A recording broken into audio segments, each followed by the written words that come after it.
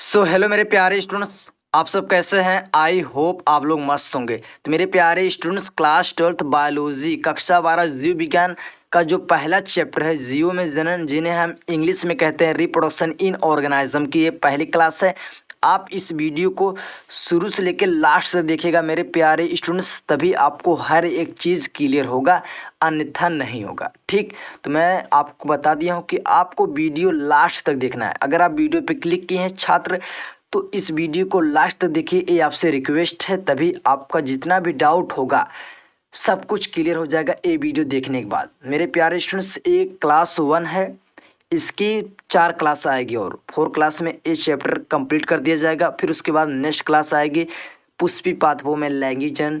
तो ऐसे ऐसे करके आपका मैं पूरा कोर्स कंप्लीट करने वाला हूँ। आप यूट्यूब में जाइए, वहाँ पर सर्च करिए स्टडी सेंटर बाय करण, और मेरे प्यारे स्टूडेंट्स आप चैनल के प्लेलिस्ट में जाके आप सभी वीडियो को देख सकते हैं। और नोट्स चाहिए तो आपको पीडीएफ, नोट्स पीडीएफ सब कुछ अवेलेबल है हमारे टेलीग्राम पे, हमारे व्हाट्सएप ग्रुप पर। जहाँ से लेना चाहे आप तहाँ से ले सकते हैं। इस वीडियो के डिस्क्रिप्शन में लिंक दिया गया है, आप वहाँ से ले सकते हैं। ठीक मेरे प्यारे स्टूडेंट्स, तो चलिए हम वीडियो को स्टार्ट करते हैं।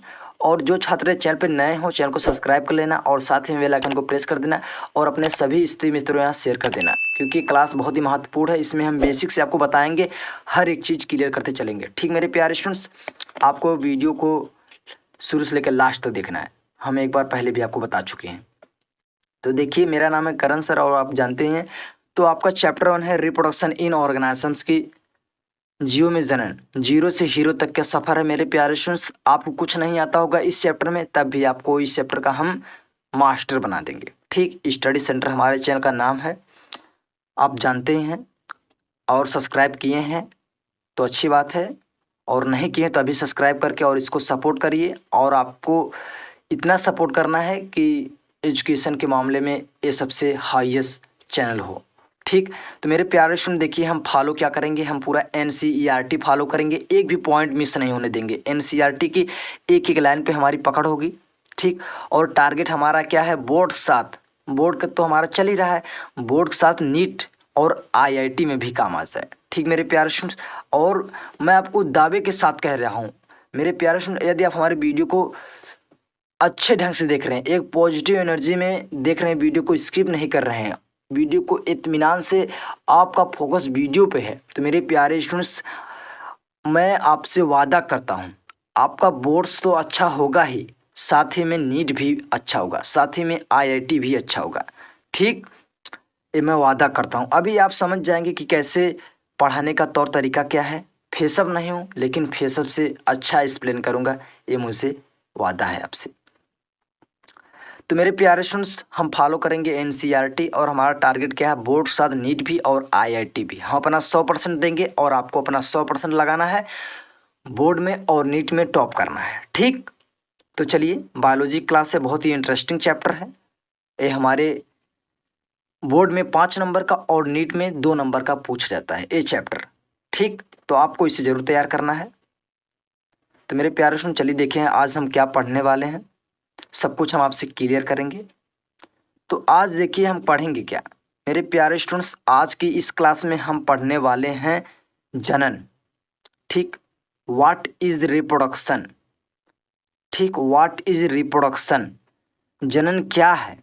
और पढ़ेंगे अलैंगिक जनन, यानी asexual reproduction. What is asexual reproduction. फिर पढ़ेंगे लैंगिक जनन, यानी सेक्सुअल रिप्रोडक्शन। और कुछ क्विज, यानी कुछ आपसे प्रश्न करेंगे, इसी से रिलेटेड होगा।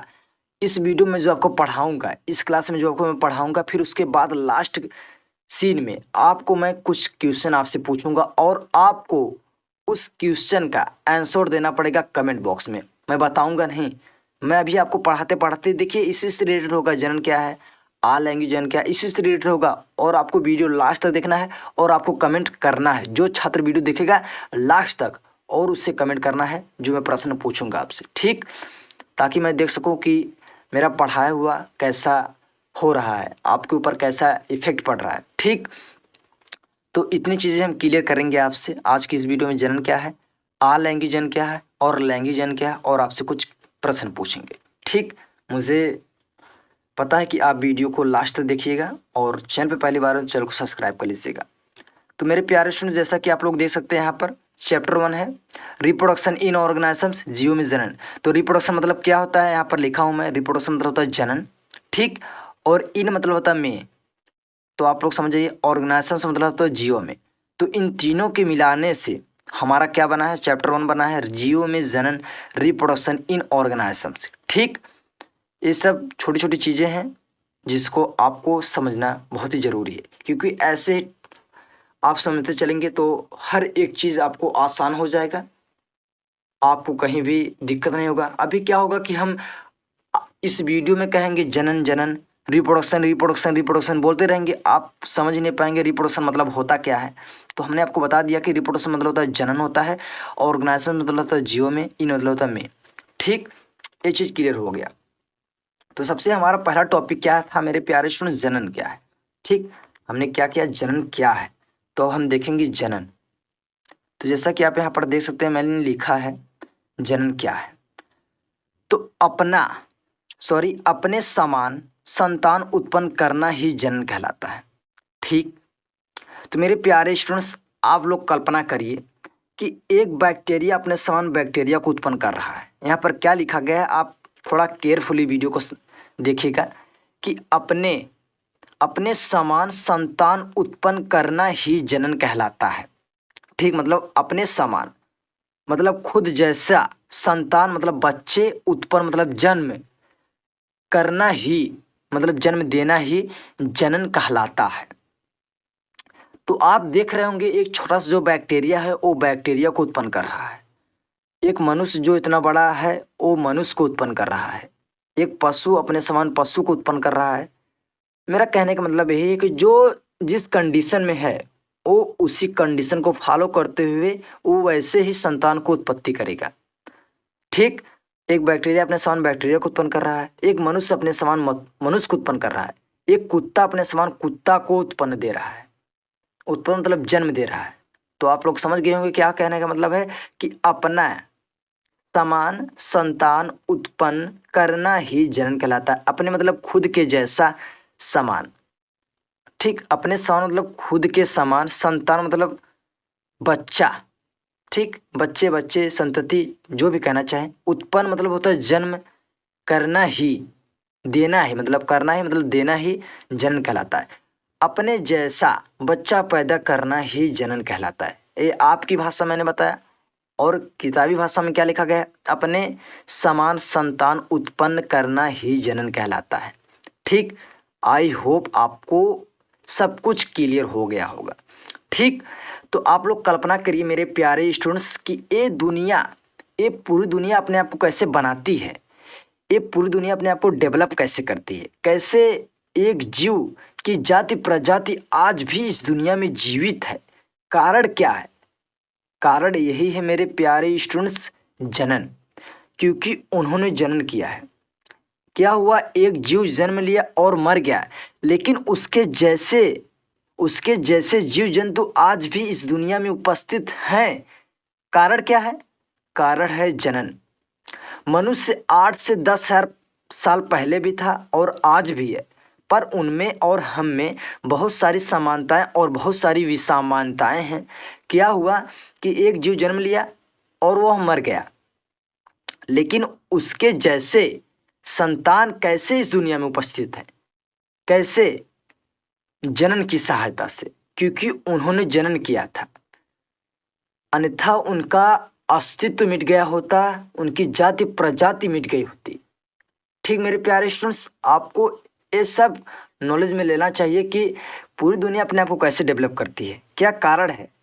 तो डेवलप कैसे करती है, तो डेवलप करने का एक ही कारण है जनन, ठीक। मेरे प्यारे स्टूडेंट्स कि पूरी दुनिया अपने आप को कैसे बनाती है, कैसे एक जीव जंतु आज भी इस दुनिया में उपस्थित है, कारण क्या है, जनन का, क्योंकि भाई उन्होंने जनन किया है।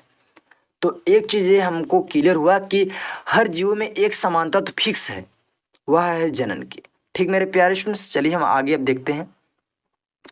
आगे हम देखते हैं मेरे प्यारे स्टूडेंट्स, यहाँ पर लिखा गया है एक बैक्टीरिया अपने समान बैक्टीरिया को उत्पन्न कर रहा है। सही बात है भाई, एक बैक्टीरिया अपने समान बैक्टीरिया को उत्पन्न कर रहा है। और क्या लिखा गया है, एक मनुष्य अपने समान मनुष्य को जन्म दे रहा है। ये तो जाहिर सी बात है, ये तो सभी को पता है। तो मेरा कहने का मतलब क्या था, अपने ही समान संतान उत्पन्न करना ही जन कहलाता है। ठीक, तो आप यहाँ पर देख सकते हैं कि क्या लिखा गया है, मनुष्य है तो मनुष्य को जन्म देगा, बैक्टीरिया है तो बैक्टीरिया को जन्म देगा, कुत्ता है तो कुत्ता को जन्म देगा। ठीक, जनन से रिलेटेड आपके माइंड में एक भी क्वेश्चन नहीं होगा। अब सब कुछ मैंने क्लियर कर दिया। तो हमने क्या पढ़ा कि हर जीव में एक समानता तो फिक्स है, वो है जनन की। ठीक, जब भाई जनन इतना इम्पोर्टेंट टॉपिक है तो हर जीव में एक समानता तो फिक्स है, वो है जनन की। तो देख लेते हैं आगे क्या हमें पढ़ना है। तो मेरे प्यारे स्टूडेंट, हर एक जीव में एक समानता तो फिक्स है, वो है जनन यानी रिप्रोडक्शन की। मैंने यहाँ पर लिखा है हर जीव में एक समानता तो फिक्स है, वो है जनन यानी रिप्रोडक्शन की। ठीक, सही मैंने लिखा है। लेकिन कुछ जीवों में यह समानता नहीं पाई जाती है। आप मेरी बात को समझिएगा मेरे प्यारे स्टूडेंट, कुछ जीवों में यह समानता नहीं पाई जाती है। मैंने क्या बोला, कुछ जीवों में यह समानता नहीं पाई जाती है। आप लोग समझिएगा कि जीवों का मुख्य गुण जनन नहीं है। क्वेश्चन पूछेगा नीट में क्वेश्चन पूछेगा क्या जीवों का मुख्य गुण जनन है, फंस जाएंगे, लिख देंगे हाँ सर ने बोला था कि हर जीव में एक समानता पाई जाती है, वह है जनन की। तो मेरे प्यारे स्टूडेंट्स, कुछ ऐसे भी जीव हैं जो जनन नहीं करते हैं। कौन सा ऐसा जीव है जो जनन नहीं करता है? नीट में पूछा गया क्वेश्चन है, बोर्ड में पूछा गया क्वेश्चन है, तो आपको ये सब मालूम रहना चाहिए। तो मेरे प्यारे स्टूडेंट, यहाँ पर लिखा गया है लेकिन कुछ जीव में यह समानता नहीं पाई जाती है जनन की। ठीक, कुछ जीवों में यह समानता नहीं पाई जाती है। ध्यान में, जीवों का मुख्य गुण जनन नहीं है। मैंने आपको बता दिया कि जीवों का मुख्य गुण जनन नहीं है, आप ये ध्यान में रख लीजिएगा। ठीक मेरे प्यारे स्टूडेंट्स, और आगे चलते हैं। अब आगे देखते हैं क्या लिखा गया है। तो यहाँ पर लिखा गया है कुछ जीव हैं जो जनन नहीं करते हैं। हाँ भाई, मुझे पता है कौन सा जीव है जो जनन नहीं करते हैं। अगर आपको पता है तो कमेंट कर दीजिए, नहीं पता है तो मैं बताता हूँ मेरे प्यारे स्टूडेंट्स। खच्चर कभी जनन नहीं करता है। जो एक खच्चर जीव है, खच्चर, ये जनन नहीं करता है, कभी जिंदगी में जनन नहीं करता है। इसके अलावा कुछ मनुष्य हैं जिनमें स्ट्रायल हो जाए, जिनमें रिप्रोडक्शन की पावर ना हो, वो बच्चा पैदा नहीं कर सकते। और कुछ ऐसे मनुष्य हैं जो सन्यासी हो जाएं, वो कहेंगे कि हम बच्चा नहीं पैदा करेंगे, वो जनन नहीं करते हैं। तो आपको ये टॉपिक लिख देना है। यदि आपसे कोई पूछे कौन सा जीव जनन नहीं करता है, ठीक, कौन सा जीव जनन नहीं करता है, तो आपको लिख देना है कि खच्चर जनन नहीं करता है। ठीक मेरे प्यारे स्टूडेंट्स, खच्चर जनन नहीं करता है is the most important topic. आपको ये भूलना नहीं है। अगर ये भूल गए तो आप छोड़ दीजिए नीट उट, IIT AIT छोड़ दीजिए। ऐसे ही पॉइंट को पकड़ना है और बता देना है कि इसके अलावा कुछ मनुष्य स्ट्रायल हो जाएं, जिनमें रिप्रोडक्शन की पावर ना हो, वो बच्चा पैदा नहीं कर सकते। ठीक, इतनी चीज क्लियर हुआ मेरे प्यारे स्टूडेंट्स। अब बढ़ते हैं अगले टॉपिक की ओर। मेरे प्यारे स्टूडेंट्स, आपको हर एक चीज क्लियर होगा मुझे पता है। आप वीडियो को सिर्फ लास्ट तक देखिएगा। जो छात्र लास्ट तक बने रहेंगे उन्हीं को सब कुछ क्लियर होगा, वही नीट में, बोर्ड्स में, IIT में टॉप करेंगे, ये वादा है आपसे। ठीक, तो हम देखेंगे जीवन अवधि। अब आप सोच रहे होंगे कि जनन पढ़ाते पढ़ाते जीवन अवधि कहाँ से पढ़ाने लगे। महत्व तो है बेटा, सुनना। एक जीव जन्म लिया, एक जीव पृथ्वी पर जन्म लिया और वह अपने विशेष समय को फॉलो करते हुए वह मृत्यु को प्राप्त कर लिया। अगर वह प्राकृतिक तरीके से मरा तो उसके जन्म से लेकर उसके प्राकृतिक मृत्यु तक का जो समय है उसे हम जीवन अवधि कहेंगे। ठीक, प्राकृतिक तरीके से मतलब समझ रहे हैं कि वह जन्म लिया और अपने विशेष समय को फॉलो करते हुए, मतलब जो जो समय उसको फॉलो करना चाहिए, युवावस्था, किशोरावस्था, बाल्यावस्था, फिर वृद्ध अवस्था के बाद वह मृत्यु को प्राप्त कर जाता है, तो उसे ही हम कहेंगे कि वह प्राकृतिक मृत्यु किया। ठीक, जीवन अवधि उसी को कहेंगे। तो आप समझिएगा, यहाँ पर मैं एक उदाहरण लिया हूँ मेरे प्यारे स्टूडेंट्स। आपको समझाने के लिए मैं एक उदाहरण लिया हूँ, जो आप समझेंगे तभी आपको क्लियर होगा, अन्यथा क्लियर नहीं होगा। तो मैंने यहाँ पर लिखा है कि किसी का जन्म मान लीजिए 2001 में हुआ, ठीक, और उसकी मृत्यु हो गई 2090 में। ठीक। और जो ये बीच में समय आपको दिख रहा है 2001 में तो उसका जन्म हुआ। दो से लेकर 89 तक जो समय है उसी को हम कहेंगे जीवन अवधि। यहाँ पर लिखा है मैंने, जीव के जन्म से लेकर उसके प्राकृतिक मृत्यु के समय को उस जीव का जीवन अवधि कहेंगे। मेरे प्यारे स्टूडेंट्स, क्या हुआ, एक इंसान जन्म लिया और मर गया, ठीक, लेकिन उसका भी कुछ समय है मरने का और जन्म लेने का। अगर वो प्राकृतिक तरीके से मरा तो वह जीवन अवधि कहलाएगी। प्राकृतिक तरीके से मैंने बता दिया कि वह अपने विशेष समय को, वह जन्म लिया और अपने विशेष समय को फॉलो करते हुए वह मृत्यु को प्राप्त कर लिया, ठीक। 75,000 साल पुराना हमारा एक होमो सैपियन का इतिहास है। 75,000 साल पुराना, 75,000 साल से हम लोग जिंदा हैं। क्या हुआ, जिंदा हुए मर गए, लेकिन इंसान आज भी जिंदा है। कारण क्या है, जनन का। सो व्हाट इज जनन? जनन is most important topic in your first chapter जीव में जनन। तो मेरे प्यारे स्टूडेंट्स, जो जनन है वो लाइफ स्पेन से रिलेटेड है, कि जो जन्म लिया है उसे तो मरना तो है ना, वो मरेगा, ठीक।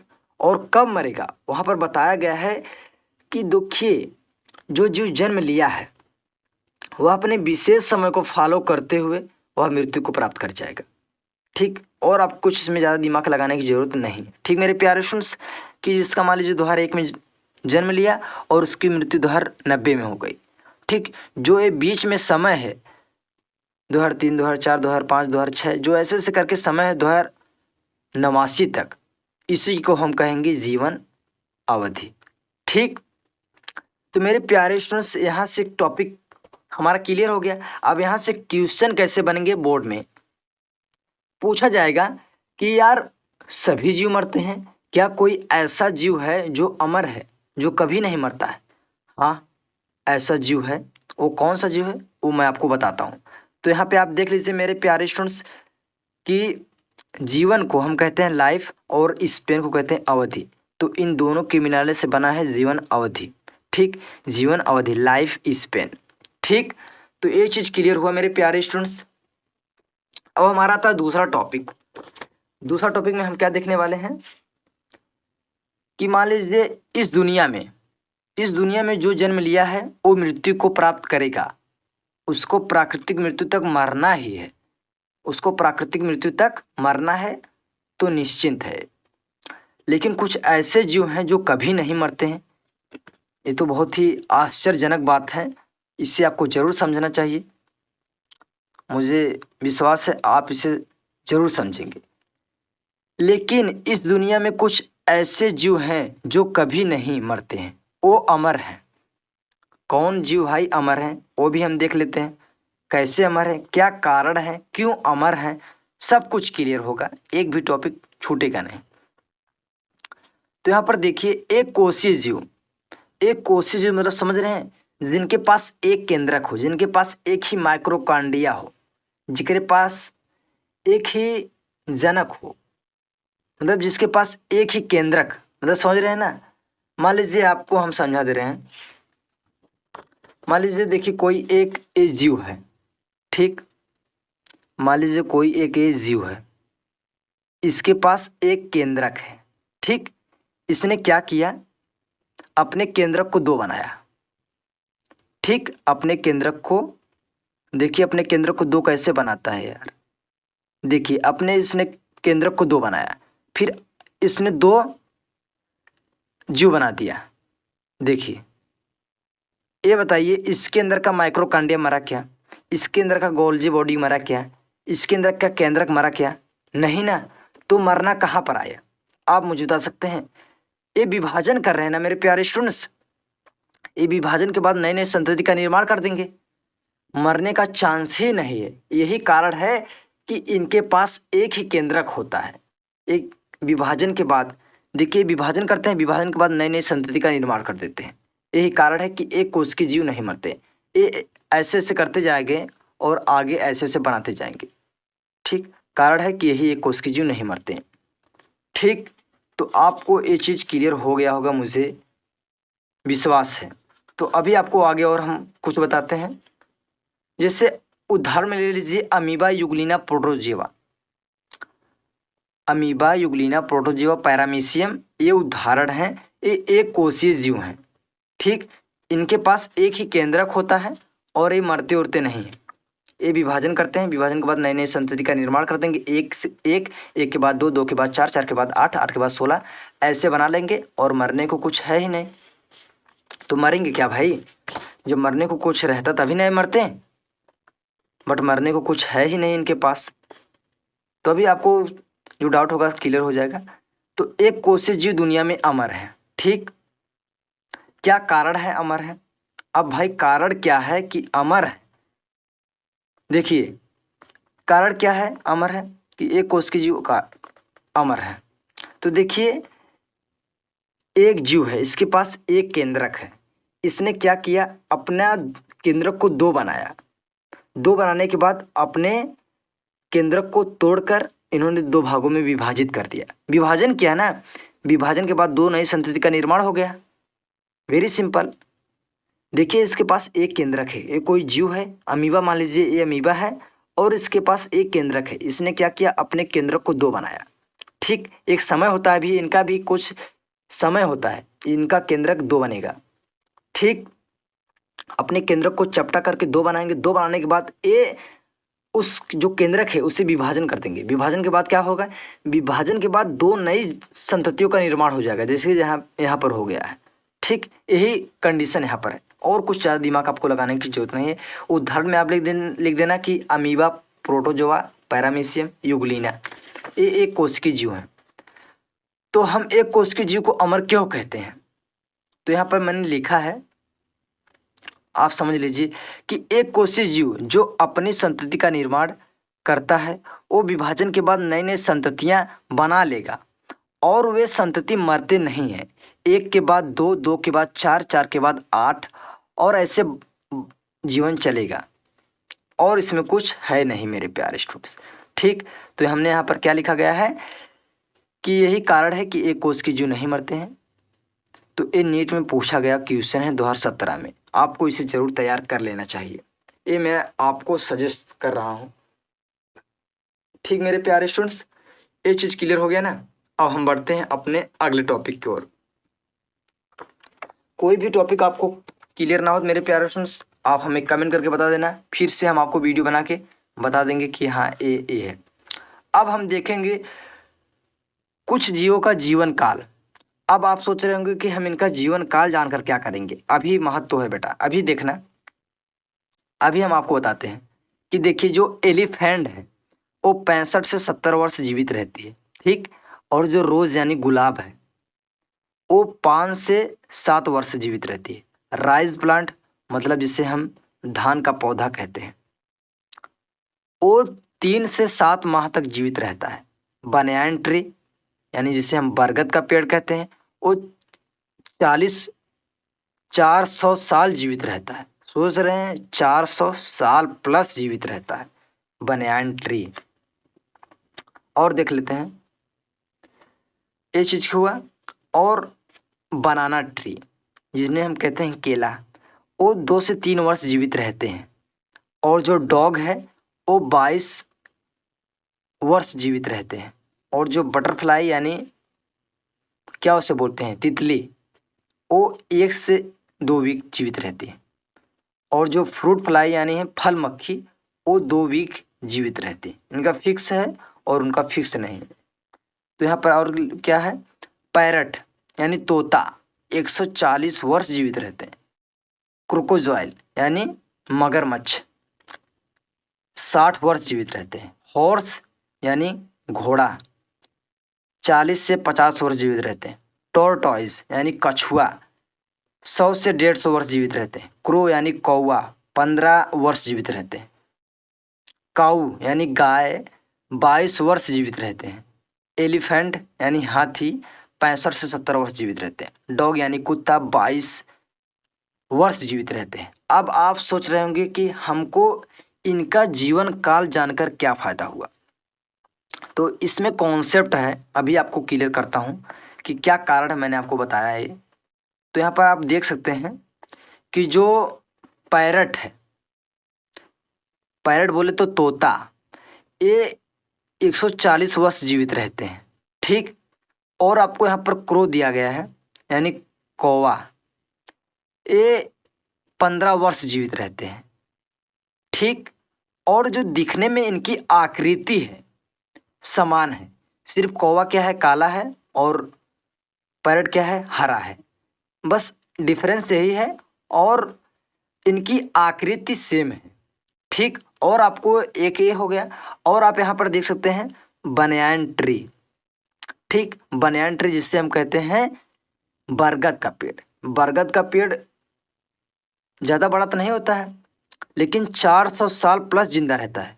और आपको एक आम का पौधा हो जाए, वो 60 से 50 वर्ष जीवित रहता है। क्या अंतर है?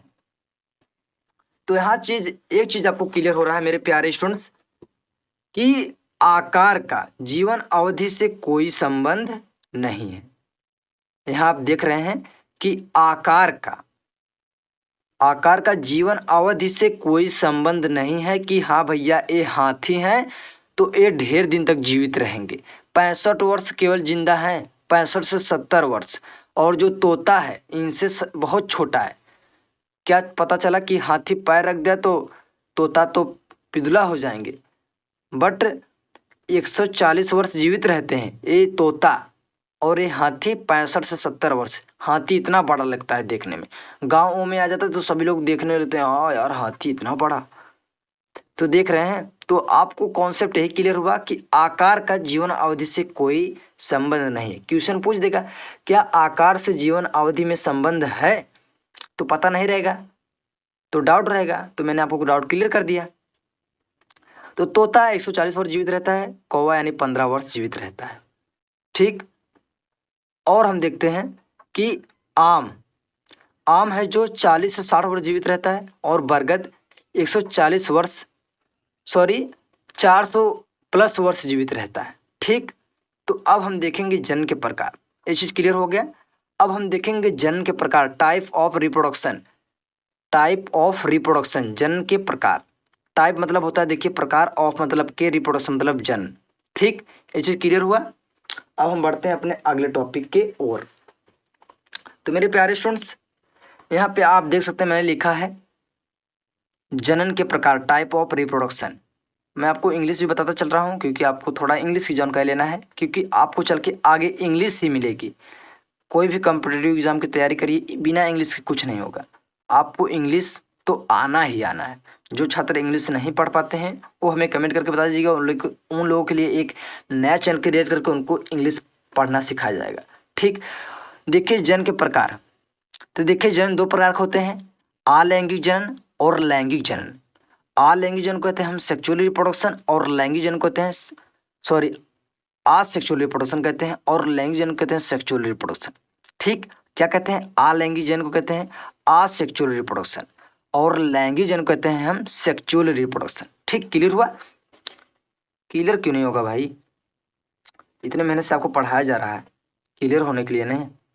तो और यहाँ पर देख लीजिए आप, अलैंगिक जनन असेक्सुअल रिप्रोडक्शन। तो हम समझ लेते हैं इसे। देखिए ये जो अलैंगिक जनन है, इसे हमें बहुत ही बारीकी समझना है। ये आगे चल के हमें बहुत सारे चैप्टर में आएगा, तो यहाँ पर समझ लेंगे तो आगे चल के दिक्कत नहीं होगा। तो यहाँ पर देखिए लिखा है हमने, इस जनन में क्या लिखा गया है हमने, इस जनन में सिर्फ एक जनक की आवश्यकता होती है। इससे जो संतान उत्पन्न होता है उसे हम क्लोन कहते हैं। अगर आप एक क्लोन भूल गए तो आप नीट की प्रिपरेशन छोड़ देना। ठीक। जो आपको एक क्लोन देखने को मिल रहा है, अगर आप ये भूल गए कि अलैंगिक जनन से कौन सी संतान की उत्पत्ति होती है, अगर आप एक क्लोन भूल गए तो नीट की प्रिपरेशन छोड़ देना, क्योंकि ऐसे ही पॉइंट को पकड़ना है। ठीक। क्या है मैंने कहा है, इस जन्म में सिर्फ एक जनक की आवश्यकता होती है, और इससे जो संतान उत्पन्न होता है उसे हम क्लोन कहते हैं। ठीक। आई होप आपको क्लियर हो गया होगा। उदाहरण में क्या है, अमीबा इसका उदाहरण है मेरे प्यारे स्टूडेंट्स। यहाँ पर आप देख सकते हैं मैंने चित्र बनाया है, चित्र आप देख लीजिए कि चित्र इसका यही है। और आपको यहाँ पर मैं एक चित्र बना के दिखाता हूँ। देखिए एक ए अमीबा है, इसने अपने केंद्रक को चपटा किया, चपटा करने के बाद दो नए संतान की उत्पत्ति कर दिया। क्या होता है इसका कंडीशन क्या है? देखिए अमीबा कोई आकार निश्चित नहीं होता है, आप जिस प्रकार बना देंगे वही अमीबा है। तो देखिए ए अमीबा है मान लीजिए, ठीक, इसके पास एक केंद्रक है, इसने क्या किया, ये थोड़ा सा फूल गया, ये थोड़ा सा बड़ा हो गया, ठीक, बड़ा होने के बाद इसका जो केंद्रक है वो भी बड़ा हो गया, ठीक, बड़ा हो गया। फिर उसके बाद क्या हुआ कि बड़ा होने के बाद ये चपटा हो गया, ये चपटा हो गया और इसका केंद्रक भी चपटा हो गया।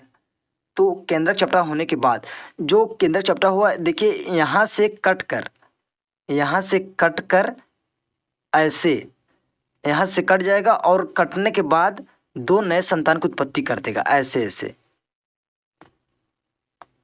ठीक। आई होप आपको क्लियर हो गया होगा कि ऐसे अमीबा करता है, क्योंकि ये एक ही जनक है, इसमें नर और नर मादा दोनों नहीं होते हैं साथ में, केवल नर हो चाहे मादा हो, ठीक। आई होप आपको अमीबा से रिलेटेड कोई क्वेश्चन नहीं होगा, ऐसा आपको मैं समझा दिया कि देखिए एक केंद्रक है, इसका थोड़ा बड़ा हुआ आकार, केंद्रक भी बड़ा हुआ, फिर थोड़ा ये सिकुड़ गए, सिकुड़ने के बाद इसका केंद्रक चपटा हो गया, चपटा होने के बाद देखिए ये यहाँ से कट कर दो नए भागों में बढ़ जाएंगे।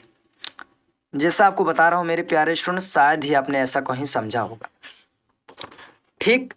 ये चीज़ क्लियर हो गया कि अलैंगिक जन क्या है, इस जन में सिर्फ एक जन की आवश्यकता होती है और इससे जो संतान उत्पन्न होता है उसे हम क्लोन कहते हैं, अमीबा उदाहरण में है अमीबा, ठीक। और हम अब आगे देख लेते हैं मेरे प्यारे स्टूडेंट्स, यहाँ पर क्या हमने लिखा है, चाहे नर हो चाहे मादा सिर्फ एक जनक की आवश्यकता होती है, ठीक। और अब हम देखेंगे लैंगिक जनन, ठीक, सेक्सुअल रिप्रोडक्शन, क्या कहते हैं, सेक्सुअल रिप्रोडक्शन। तो देखिए क्या लिखा गया है, इस जन्म में दो विपरीत जनकों की आवश्यकता होती है, जैसे नर और मादा की उपस्थिति में होना अनिवार्य है, ठीक।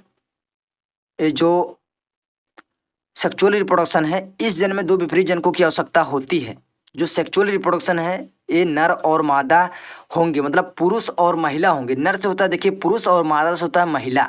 क्या होता है, नर से पुरुष और मादा से महिला, ठीक। इस जन्म में दो विपरीत जनकों की आवश्यकता होती है और जैसे नर और मादा की उपस्थिति में होना अनिवार्य है, ठीक। नर और मादा उपस्थित होंगे तभी ये जनन संभव है, अन्यथा ये जनन संभव नहीं है। तो ये चीज क्लियर हो गया मेरे प्यारे स्टूडेंट्स। तो और अब हम पढ़ेंगे यहाँ पर, देखिए नर बनाता है, नर को हम कहते हैं पुरुष यानी लड़का, ठीक। बहुत से लोगों को नहीं पता होगा, बहुत से लोगों को पता होगा तो कहेंगे यार सर ये तो इतना बेसिक बता रहे हैं। मादा को हम कहते हैं महिला यानी लड़की, ठीक। क्लियर हुआ, डाउट नहीं रहना चाहिए देखिए मेरे प्यारे स्टूडेंट्स। और आगे क्या हुआ वो समझ लीजिए, आगे क्या हुआ मेरे प्यारे स्टूडेंट्स। जो देखिए नर है मतलब पुरुष, नर है तो नर युग्म बनाएगा, मादा है तो मादा युग्म बनाएगा, ठीक। तो नर का क्या होगा, शुक्राणु होगा। नर में जो पुरुष होते हैं, जो लड़का होता है, लड़के में क्या होता है, शुक्राणु होता है। और जो मादा यानी महिला, उन लोगों में क्या होता है, अंडाणु, जिन्हें हम कहते हैं इंग्लिश में ओवम, और शुक्राणु कहते हैं स्पर्म, ठीक। देखिए शुक्राणु का आकार कुछ ऐसा होता है और अंडाणु का कुछ आकार ऐसा होता है, इसमें कुछ होते हैं ऐसे, ठीक। तो देखिए ये हो गया, ये चीज क्लियर हुआ ना कि नर में क्या होता है, नर युग्मक होता है, मादा में क्या होता है, मादा युग्मक होता है। नर से क्या होता है, शुक्राणु बनता है, मादा से क्या बनता है, अंडाणु बनता है। शुक्राणु कहते हैं स्पर्म और अंडाणु कहते हैं ओवम, ठीक। तो इन दोनों को मिलने से क्या होगा, युग्मनज होगा, ठीक। जब ये दोनों लोग मिलेंगे युग्मनज होगा, युग्मनज के बाद शिशु बनेगा, शिशु के बाद समझ गए होंगे निर्माण होगा बच्चे का, ठीक। बहुत ही सिंपल टॉपिक है ये। आप सोच रहे होंगे कि इतना ही बता दिया, मेरे प्यारे स्टूडेंट्स ये टॉपिक अभी आपको 4 चैप्टर पढ़ने हैं इसके, ये तो आपको केवल ट्रेलर है, पिक्चर तो अभी पूरी बाकी है। तो आपको इसमें सिर्फ डिफिनेशन बताया जा रहा है उसके बाद जब पढ़ा जाएगा तो और मजा आएगा।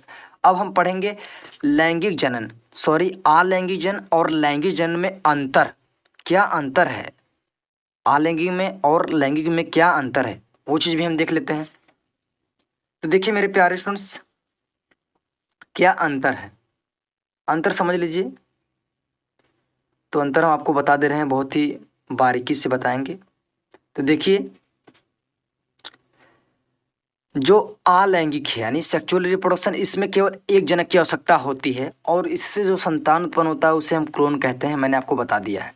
ठीक, अलैंगिक जनन के में एक जनक की आवश्यकता होती है, ठीक, यानी सिंगल पेरेंट्स की आवश्यकता होती है। और जो लैंगिक जनन है इनमें बाई पेरेंटल यानी द्विजनक की आवश्यकता होती है, मेल और फीमेल, पुरुष और महिला की उपस्थिति में।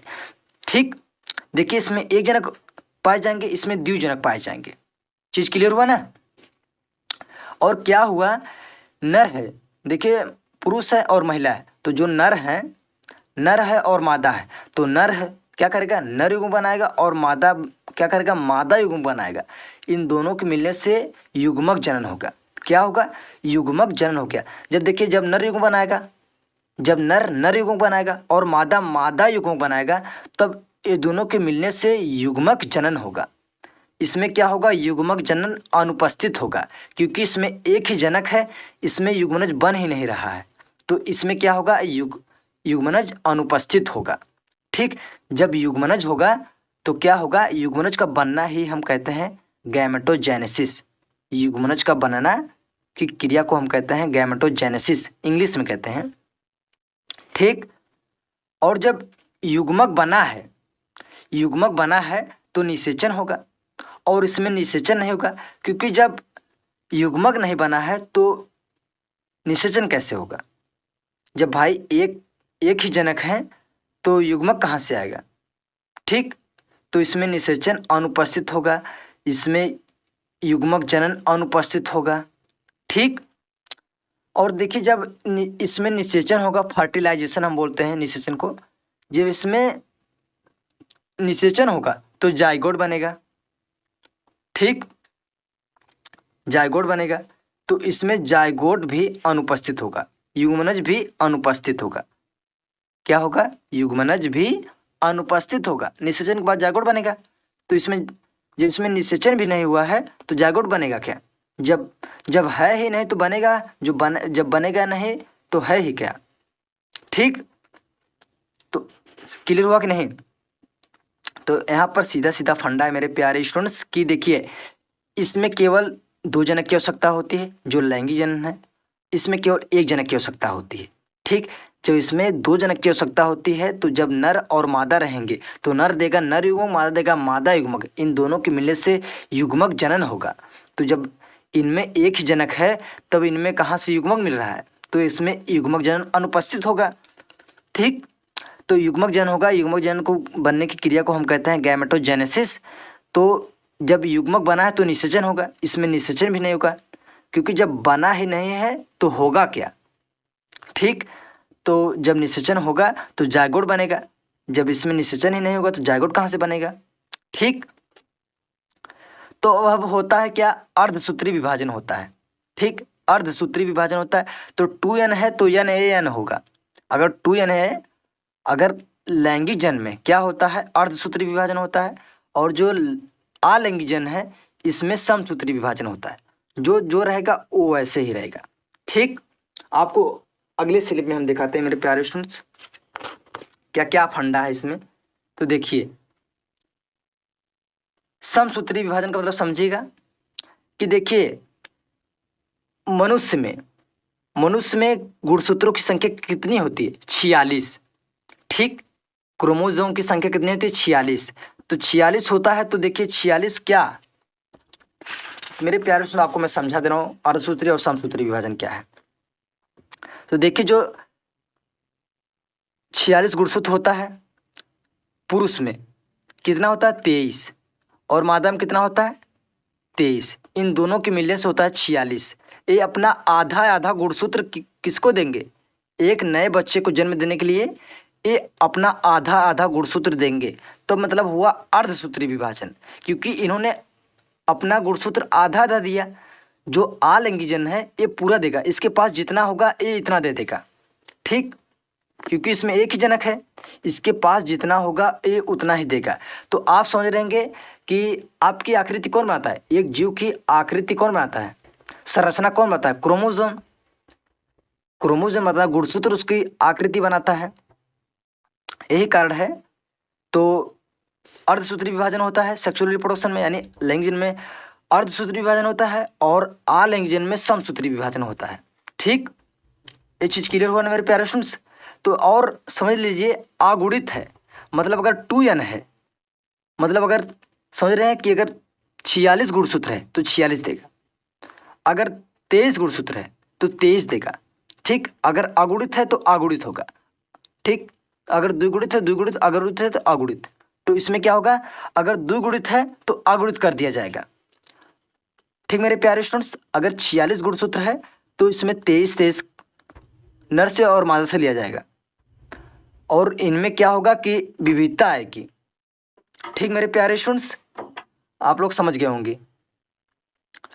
तो जब नर का और मादा का जब गुणसूत्र 23 मिलेंगे तो इनमें क्या होगा, विविधता देगा। कैसा विविधता देगा, आनुवांशिक विविधता देगा। और इनमें क्या होगा कि एकदम समान संतान उत्पन्न होगा, क्लोन, जिसे हम अमीबा कहते हैं। ठीक, यन है तो यन है रहेगा, समझ गए होंगे, मैंने आपको आगे क्लियर किया है। ठीक, तो आज की इस वीडियो को हम यहीं पर समाप्त करते हैं और आपको कुछ हम क्वेश्चन दे देते हैं जो आपको हमारे कमेंट बॉक्स में कमेंट करना है। तो यहाँ पर लिखा गया है, ऐसा कौन सा जीव है जो जन्म नहीं करता है। ठीक, और कौन सा जीव है जो अमर है, किस जन से क्लोन संतान को उत्पन्न होता है, जीवन अवधि किसे कहते हैं, जन्म की क्यों आवश्यकता है। ठीक, ये आपको हमने क्वेश्चन दे दिया, और हम नेक्स्ट क्लास में क्या पढ़ेंगे वो हम आपसे क्लियर कर देते हैं। तो मेरे प्यारे स्टूडेंट्स, हम नेक्स्ट क्लास में क्या पढ़ेंगे, आज हमने क्या पढ़ा, नेक्स्ट क्लास में तो बता रहे हैं आपको आज हम क्या पढ़ें। आज क्या क्या पढ़ चुके हैं हम, देखिए जन्म पढ़ चुके हैं और अलैंगिक जन्म पढ़ चुके हैं और लैंगिक जन्म पढ़ चुके हैं और आपको कुछ क्वेश्चन दे चुके हैं। ठीक, और हम नेक्स्ट क्लास में क्या पढ़ेंगे, नेक्स्ट क्लास में हम क्या पढ़ेंगे, लैंगिक जन्म के प्रकार और अलैंगिक जन्म के प्रकार नेक्स्ट क्लास में हम पढ़ेंगे। ठीक, और यहाँ पर क्या है, होमवर्क आपको हम दे रहे हैं और आपको होमवर्क करना है। अलैंगिक और लैंगिक जन्म में अंतर लिखना है, लैंगिक जन्म क्या है और अलैंगिक जन्म क्या है और जन्म क्या है। ठीक, आपको ये होमवर्क हमने दे दिया। ठीक मेरे प्यारे स्टूडेंट्स, तो आज की इस क्लास को हम यहीं पर समाप्त करते हैं। तो अपने सभी स्त्री मित्रों यहाँ शेयर कर दीजिएगा। तो चलिए मिलेंगे आपसे नेक्स्ट वीडियो में, अब तक के लिए धन्यवाद। जय हिंद, जय भारत, आपका दिन शुभ हो।